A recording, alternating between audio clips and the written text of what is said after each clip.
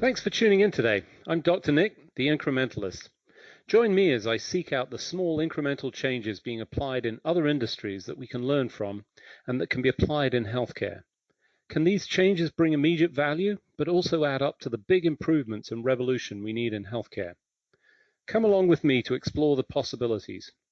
My innovative guests from around the globe have used small incremental improvements to achieve their moonshot. And today I'm delighted to be joined by Dr. Gus Crothers. He is a board-certified physician specializing in addiction medicine, and he's the Chief Medical Officer at Groups Recover Together. Gus, thanks for joining me today. Thank you so much for having me, Dr. Nick. So, always helpful to understand people's background. You've obviously come at this as a clinician, but through a specific era. Tell us a little bit about your journey to this point and how you ended up here. Yeah, people are always interested to know how I found the field of addiction medicine because I'm a bit of a rare breed. There aren't very many of us who are addiction medicine specialists. So I originally trained in family medicine. I was setting out to be a primary care physician. And just by circumstance and dumb luck, I happened to train during the peak of the overprescribing epidemic of opioids. So this was kind of in the mid 2000s, where if you look at the graphs, you can see the number of prescribed opioids per capita in the US was really peaking. And so I didn't know this background. I was just put in it. And so I had a bit of the beginner's mindset and looked around and said, guys, this just seems crazy. What we're doing to our patients. I know it's what the guidelines say. I know it's what the evidence, quote unquote, says, but it just doesn't seem right. It seems to be making things worse, not better. And that experience kind of turned me off to traditional primary care. And I was lucky enough to stumble across a mentor who was actually treating addiction in his primary care practice, which back then was extremely rare. And today, sadly, is still all too rare. And he really turned me on to the impact you can have on patients by treating addiction. And it caused me to do a pivot in my career. And the first job I took out of residency was actually in an opioid treatment program, which is more traditionally called the methadone clinic. And I really just jumped in with 2 feet, and I learned so much about addiction medicine from that. And the rest is history. I really, I'm a little sad that I never really focused on primary care, but at the end of the day, I think if you just look at the epidemiology of what's going on in the U.S. right now, what the U.S. really needs is more people who are paying attention to addictions. That's where I focused my career. Yeah, I'm just going to say that you have focused on primary care because that's an awful lot of the contributory elements. So I would put that to one side and say, fantastic that you're in this space. We don't have a lot in the way of resources or activities to date, but obviously that's changing. If anybody was to state, opioid use disorder as a term, I think most people would say, yes, we've got a problem at this point. At the time that you entered in, that wasn't the case. Tell us a little bit about your journey and your discovery through that. Was there something that really stood out to you? What were the elements that really made you think differently? Because ultimately you were seeing it different. Was it because you were new? I'm curious to know how you spotted it and others weren't. I really do think the beginner's mindset helped, the fact that I was new. I wasn't wined and dined by the pharmaceutical representatives. I didn't watch the guidelines kind of get published, incrementally year over year, kind of creeping the dosage up. I just landed right there where it was kind of causing so many problems that it was impossible to ignore. And you're absolutely right that when I got started in this work, when I had speaking opportunities like this or conversations like this, I used to spend more of my time kind of raising awareness that, hey, we have a problem. It's nice that I don't have to do that anymore. Sadly, all you have to do is read a newspaper any given day in any city in America, and you'll know that there's a drug abuse and an opioid epidemic going on. And so today it's more questions about, hey, what are the possible solutions that we have? And so I spend more of my time talking about, the educating folks on the treatment options and what works, what doesn't work, what's innovative, what's coming down the pipeline, et cetera. So if you cast your mind back, could you see an inflection point at the point that you were no longer having to explain that? Was there a time when it changed, or did it just it just slowly move to this point of awareness? And I don't want to say acceptance. We don't accept opioid use disorder, but was there an inflection point for you? I can't think of an exact inflection point. It certainly seems like it's been gradual. I think a soundbite that I hear a lot is, there was a couple of years ago where drug overdose deaths surpassed car accidents as a cause of death in the US. And I feel like, to me at least, that's a talking point I've used that really seems to turn a light bulb on for people. Because, gosh, if you just think about how often you see a car crash on the highway, et cetera, every time you see one of those, there is the equivalent of someone losing their life, prematurely to a drug overdose. And to me, that was a point when it became easier to explain the gravity of this to folks I was talking to. Yeah, I think that's really key, is that, it's funny how specific visualizations or data can really sort of change the conversation. So, as you said earlier on, your sort of focus is on how to fix it. We'll talk about that in a second, but as you look back, obviously with the benefit of hindsight, what are your thoughts about how we got here? I mean, there was clearly at least in my mind, there was no malintent with the distribution of these drugs. We had pain, we had a solution to pain. Mm-hmm. It was a medication that you could take orally. All of those things contributed, and I think everybody, for the most part, was excited, but we sort of missed something through there. What do you think we could learn that could help us prevent a similar occurrence with other medications? It's a great question. There's certainly plenty of blame to go around in terms of the underlying drivers of the opioid epidemic. It's easy to cast around for kind of the simple one cause, but like any big complex phenomenon, it's always multifactorial. If I had to pick one cause, I would say it's the system of for-profit medicine that we have in America. I mean, and I think this is just, I'm not saying it doesn't do good. It does. It leads to innovation. It leads to discovery, et cetera, et cetera. But I think the opioid epidemic is an example of what can go wrong when there aren't appropriate checks and appropriate regulatory oversight. And if you think about it, there were failures at every layer of the system. I mean, everyone knows, it's very well publicized, kind of the problems at Purdue Pharma and kind of how they somewhat manufactured and perhaps marketed their products in ways that they shouldn't have. Obviously, there was overprescribing done by providers who should have known better and should have kind of double-checked their evidence, double-checked their sources. But then you go up the line. There were unrealistic expectations from patients. There were pharmacists who totally turned a blind eye to their regulatory role. There were distributors who failed in their supervisory. The DEA wasn't doing enough. And then, of course, there's, the underlying factors of society. I think all of this is driven by kind of rising inequality, lack of, erosion of the social safety net, lack of resources. I mean, I think one of my mentors taught me the quote. I don't know who it's attributed to originally, but he says, if you want to understand addiction as a problem, you have to first understand it as a solution. Because, everyone who starts using a substance, and especially uses it to the point of becoming addicted, is doing it as a solution to something. Right. They're usually trying to solve something going wrong in their life. And so for a lot of people, that's poverty, that's relationship problems, that's lack of economic access. So anyway, all of these things together, coupled with an incredible opportunity for profit that the manufacturers of these medications saw, really created the perfect storm that landed us where we are today. Yeah, it's interesting you bring that up. I think, that's a great anchor point for me, is sort of says it more elegantly that, people don't go in with malintent through all of this. It was there to solve a problem, albeit maybe solving the wrong problem. But I think that's a great way to sort of frame this. So here we are. Yep. We have, just extraordinary. I mean, I can only think it's gotten a whole lot worse. How much worse did it get with the pandemic? Did that really do a number on us, or was it just, it was on a trajectory anyway?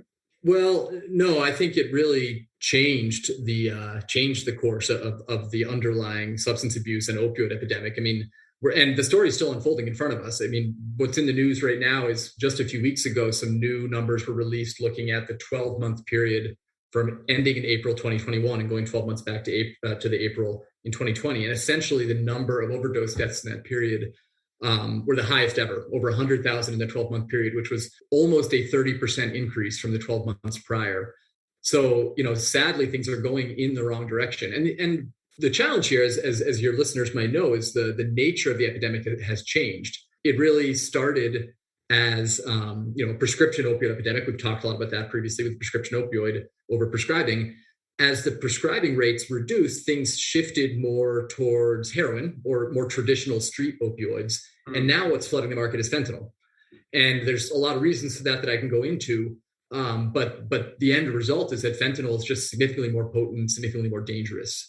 So even if the underlying usage patterns and epidemiology of the epidemic weren't actually changing, just the fact that the dominant substance is changing would lead to more deaths. But then you also have all of these, increases in social isolation, increases in depression, increases in loneliness, decrease in economic access. Again, getting back to the fact that addiction is a solution to a problem for most people's lives. And I think all of us know how much COVID has impacted our lives and caused problems. And so those two forces, more potent synthetic opioids like fentanyl, and all of the challenges we face from COVID have really been a train wreck. It's worth just unfolding a little bit underneath the covers of fentanyl, because it's not quite as simple as people understand. Without going too deep, help people understand why that has sort of overtaken and what that constitutes, because I don't think that particular story is over by any stretch. No, it's not, and I'm happy to. And I think if your listeners take one thing away, it's that the rise of fentanyl is kind of a direct response to our emphasis on trying to solve this problem with law enforcement. And I'm not trying to blame our proud, members of the law enforcement community out there. I just want to point out the fact that, we cannot arrest our way out of this problem. And the reason for that is really simple economics and frankly, physics. Fentanyl's potent. Roughly a marble-sized quantity of fentanyl is roughly equivalent potency-wise to, like a small suitcase of heroin. Which of those two items is easier to smuggle across the border or to hide from a police officer, a briefcase or a marble? Obviously the marble. So as the science and technology and the ability to synthesize fentanyl has kind of spread throughout the illicit world, it's become the dominant substance of choice. And the more we continue to apply pressure, interdiction pressure at the border, basically just any sort of criminal justice pressure, it's only going to be an arms race. And there's already new, more potent synthetic opioids that are beginning to emerge now that make fentanyl look like a walk in the park. So I think all of us in the treatment community are scared that if we don't balance out both law enforcement with treatment, that we're actually going to push the potency of these drugs beyond what our armamentum of medications is able to handle. That's kind of my biggest fear right now. So for those of you just joining, I'm Dr. Nick, the Incrementalist. Today I'm talking to Dr. Gus Crothers. He's a board-certified physician who specializes in addiction medicine and also the Chief Medical Officer at Groups Recover Together. We were just talking about the history and how we got here.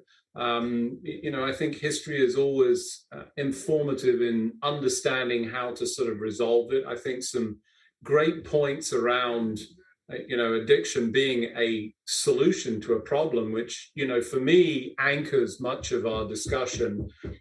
The good news is you're in this. You have an approach. Tell us a little bit about how you're going about this and how we see a pathway out, because it's clearly gotten worse. How do we fix this? Yeah, thank you for asking that. The good news, I've been all doom and gloom so far, but the good news, especially in opioid use disorder, is that we actually have effective treatments. And in the grand scheme of things, if you look at other chronic disease treatment or other chronic diseases for which we have treatments, the treatments for opioid use disorder are pretty darn effective. We can cut mortality roughly in half. We can cause tremendous improvements in quality of life. We can help drive all sorts of recovery. We can do this with a combination of medications, with counseling, with peer support, et cetera. The challenge is in delivering that. There's a huge gap between what we know in the research base and what actually happens out there to the average person who needs treatment. So that's kind of where I have focused my career. In my role at Groups Recover Together, I lead our practice model, and what we are is an addiction medicine practice. We operate across 15 states, and our goal is really to raise the bar for quality for everyone from all walks of life who needs access to addiction treatment. And we do that by combining a really innovative treatment model that brings together all of those kind of evidence-based best practices has started to rattle off. We bring together the medication prescribing, the counseling, the peer support, the social services, the community, the technology, all of that under one roof. So whereas traditionally it's been siloed or fragmented and thus doesn't happen for the average patient who needs treatment, we bring it all together under one roof. We make it seamless. All you have to do is show up and say, hey, I want help, and we're going to make sure that you get the latest cutting edge treatment wherever you are. We also, I think what makes me really proud of what we do is we focus on the underserved. So over 65% of the folks we treat are on Medicaid, which I think is really unique in the world of kind of venture-backed, tech-enabled healthcare service delivery companies like the one that I work for. Most are kind of chasing after the employer lives or the commercial lives, and we're really focusing on where the help is needed, which is Medicaid for the most part, if you look at just the prevalence rates of addiction. And we're tech enabled, which I think also makes us unique. And I'm happy to speak more about that as it relates to COVID. We have over 100 physical offices across 15 states, but you can get the same high quality treatment from us by using your smartphone or your computer or your tablet. Everything we do is available via telemedicine. And obviously the pandemic really pushed us in that direction. But since we've done that, we've spent a long time and worked really hard to study our outcomes. And essentially they're equivalent. We're seeing the same great high quality results for our members. And I apologize. We call our patients members. You might hear me use those interchangeably. We're seeing the same great quality results over telemedicine as we used to get and continue to get in our in-person treatment as well. So I mean, that's laudable, and I think you're exactly right. You're servicing the community that is most affected. I mean, maybe I'm wrong, but certainly intellectually it feels that way. You're using technology. Tell us a little bit about how you're doing that, because I think that's, it's an enabler. What's going on? What are you doing? Well, when the pandemic first hit, we had to scramble like a lot of treatment providers. We had always used telemedicine a little bit. It was kind of a little augmentation to our traditional, which was mostly in person. So then when COVID happened, we had to turn that up from like a 5 on the dial to 100%. And we basically, over the course of 2 weeks, switched. At the time, we were treating roughly 6,000 folks every week across the country. We had to switch all of them over to a pretty budget telemedicine platform, if I'm going to speak frankly. I mean, and it was a pretty lousy patient experience. We were asking them to log into Zoom for their counseling sessions, go to their email to get information, go to HelloSign to sign treatment forms that they needed, receive text messages for reminders. I mean, we were asking them to go to so many different places. It's amazing that they put up with us. It was a terrible kind of consumer or patient experience, not consumer grade, not modern. We got things stabilized. We quickly studied our outcomes and we're pleased to see that it was working. We surveyed our members, and we've done so numerous times now since, and we learned that members like telemedicine. Not everybody, but roughly 75 to 80%, depending on how you ask the question, say they either prefer or find telemedicine, kind of equally preferable to traditional in-person care. And if you ask them how supported they feel, the majority, over 80%, say they feel as supported or more over telemedicine. And then we looked around the ecosystem, or the ecosystem of technology, to see, hey, what tools are out there to help us make this experience better for our members? How can we unify things? And the sad truth is we didn't like what we saw. You might have heard this from other guests in your show. The EMRs were no help. There were kind of a lot, big surprise, right?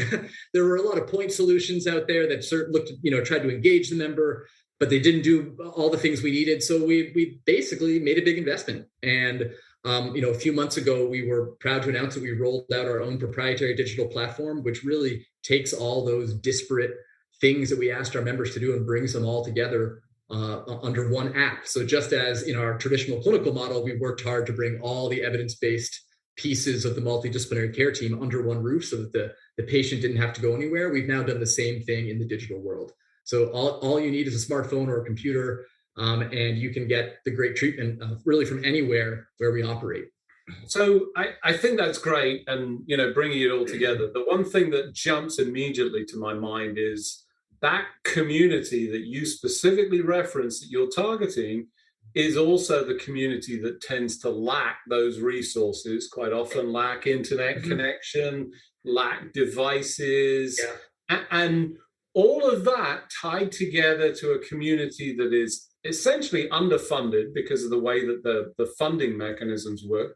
Yep. How are you doing this to make this profitable with an approach that is designed for the group that most needs it? It's a great question, and I'll try to answer it in a couple different ways. So the first is we've actually been pleasantly surprised by the ability to access technology within our membership. And remember, this is mostly Medicaid, roughly 65 to 70% Medicaid, but it does, our population skews a little younger than the traditional population just by the nature of the opioid epidemic. So that helps us. But essentially, about 90% of our members log in via smartphone every week on telemedicine.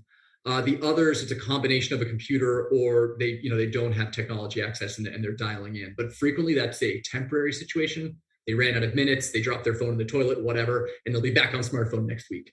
So there's not as much of a tech barrier as we anticipated. We've also worked hard to make sure on the back end our app is compatible with kind of even lower end smartphones. That's really important with this population. What is a barrier is broadband. That is challenging. And so we've gotten really good at getting creative and helping members figure out, hey, there's a local public library. You can park your car there. You can park your car in a McDonald's parking lot.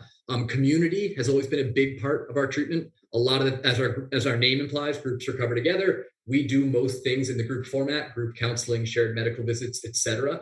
And that community has really helped us out because members will help each other out. They'll say, hey, I've got internet, come over and join group from my place. Or, you're out of minutes. Well, I got minutes on my phone. So, we can buddy up. This used to happen in our in-person treatment. People would share rides, share job postings, et cetera. And the same thing is translated into the digital world. Wow. Isn't that heartening to hear that, that sort of genuine community translates into the digital world? I've got to be honest, I wouldn't have expected that. Not that people are not, but you're just, two dimensions isn't the same from a community standpoint, but you're obviously disproving that. In the remaining time, what are you excited about? What do you see happening in the next coming months? Well, I think we've proven through our studies and our kind of track record that telemedicine works and that, it can get the same great results we were getting in our physical offices. And what I'm excited about is the next challenge is saying, hey, what can telemedicine give us and what can digital technologies give us that frankly we never had in the in-person setting? And I think the secret here is just engagement. In our traditional model, most of us, we go to the doctor once a month. In our model, we tend to see our patients weekly, but even so, that's an hour or two a week. The rest of your life, all the decisions you're going to make happen in between. And so if we can stay relevant via the phone that's in your pocket, I think we can really move the needle and help improve outcomes. So the sort of things we're doing now and just scratching the surface with is kind of building social network type communities within our app, group chat, one-on-one chat, message boards, affinity groups, et cetera. I think relationships and social communities are so critical to treating addiction. That's been our philosophy since the early days. One of our founder used to always say, the only thing harder than beating opioids is trying to do it alone. And so that's why we founded this kind of community group-based model. And what we're most excited about is spreading that community into the digital realm. We're not the first people to invent this, Facebook, Twitter, et cetera, you name it. We think we can just kind of leverage it for better outcomes against this really tricky disease. It's interesting you bring up the community. I would say that, my small personal experience, not with opioids, but with weight loss, that I struggled with for, a period of time. And the inflection point that I can point to every single time where I changed the course was when I created a community. It was only three of us, and we shared our weights via email, which I entered into a spreadsheet that I then shared back to watch progress. That was the turning point because now suddenly I was answerable to other people, and I think that community element is essential. The more that we can enable that, I think is going to be essential going forward. Anything concern you? Well, I think technology has the possibility of exacerbating disparities in terms of health outcomes and access.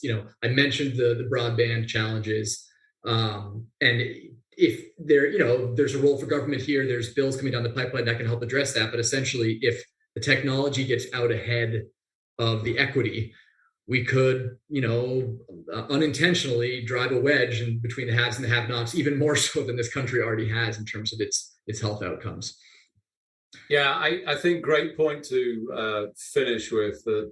That inequity it's, you know, I've seen it on Maslow's hierarchy where people put essentially broadband as part of that sort of fundamental it is now need, and I think that's absolutely an essential component. Unfortunately, as usual, we've run out of time for the episode, but just remains for me to thank you for joining me, Gus. It's been a great pleasure. Thanks for joining me. Thank you so much. Thanks for joining me today.